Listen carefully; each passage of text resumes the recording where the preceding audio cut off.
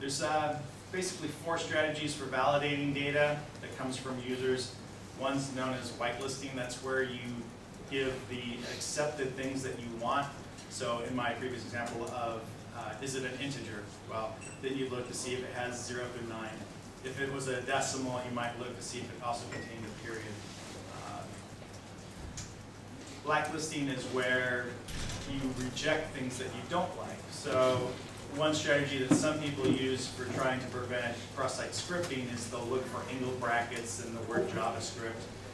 And blacklisting is useful in some instances, but it's not as powerful because often you won't consider all the bad stuff that can actually happen. Like in the case of the word JavaScript, to try and prevent cross-site scripting, it doesn't work because the browser will interpret the word JavaScript even if it has certain white space characters in between it. So if it says J and then this odd Unicode white space character A, as if you don't blacklist that particular string, then it'll get through your filter and you'll have cross-site scripting on your site.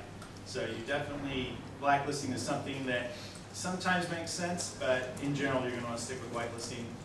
And then sanitizing your data, again, that's where you explicitly cast it to what you want. If you're expecting a date, just cast it to the lasso date. And if you're expecting a number, cast it to a number.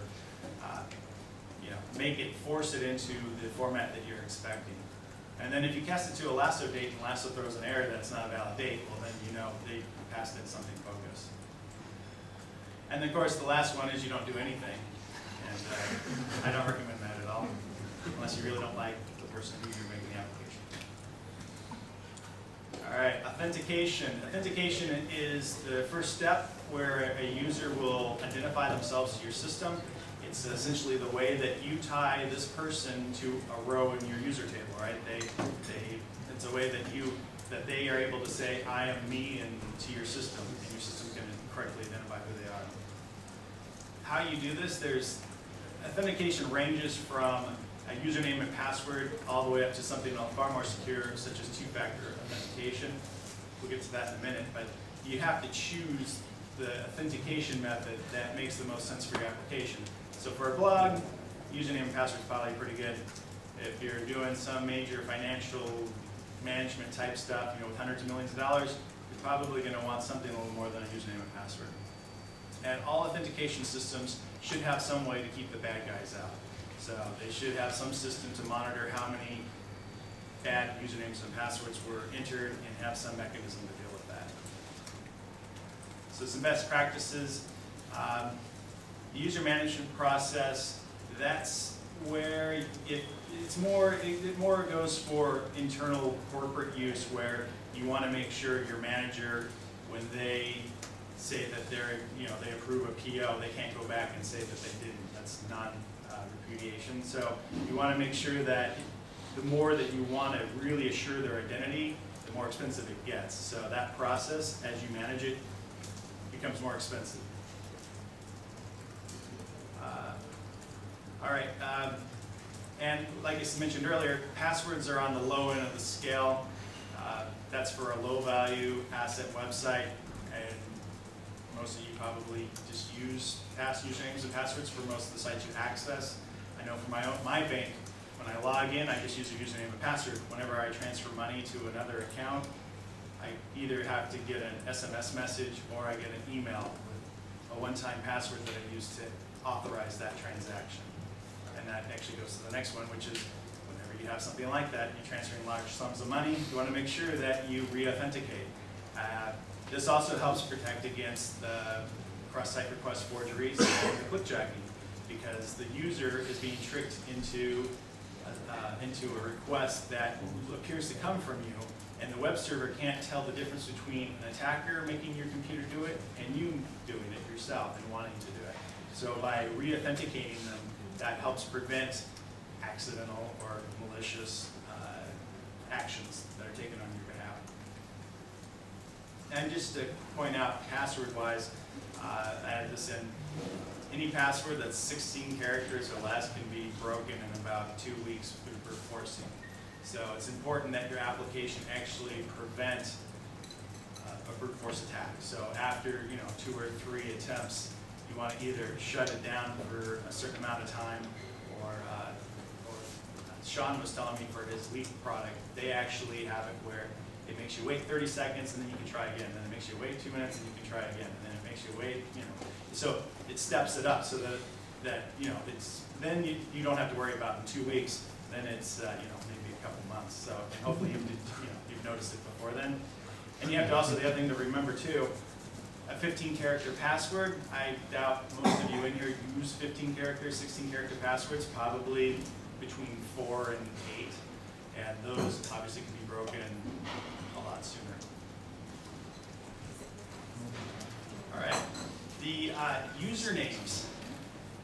Part of the thing about brute forcing a password is you have to know the username that you're trying to brute force, because if it's a non-existent username, obviously the attacker's going to be wasting time. It's a lot easier for an attacker to guess usernames when you've assigned all of them to be identical. So, like first name, last name, or an email address, or a customer number, or something that's slightly guessable. If you let the users choose their usernames, then you're going to get a wide range, and it'll be very hard for an attacker to just off the top of their head enumerate what they're going to be. How do you convince the customer to let you put stronger security in? You say, well, I don't want to use this as a username. I don't want your users to be able to use this as a username. And, well, PayPal does it, AIM does it, Yahoo does it. Why shouldn't we?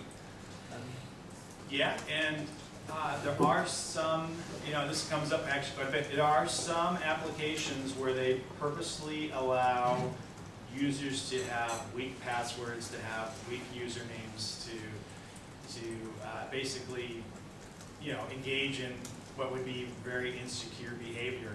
And they do it as a trade-off, because what they do is they look at what's the risk if their account is hacked to me, and what's the risk if they don't shop with me or buy my product or use my service. And everything in security is always a trade-off. The more secure you make it, the harder it is for the end user.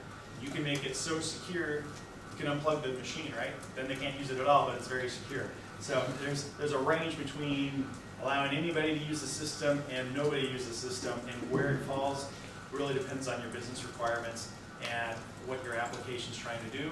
And sometimes you'll implement something, and your users will complain like crazy, and you're going to have to reverse it. And it's going to drive you crazy, because you're going to feel like you're leaving your system open, but there's only so much you can do, especially when you're talking about an e-commerce site where your livelihood is selling stuff and making it easy to sell stuff.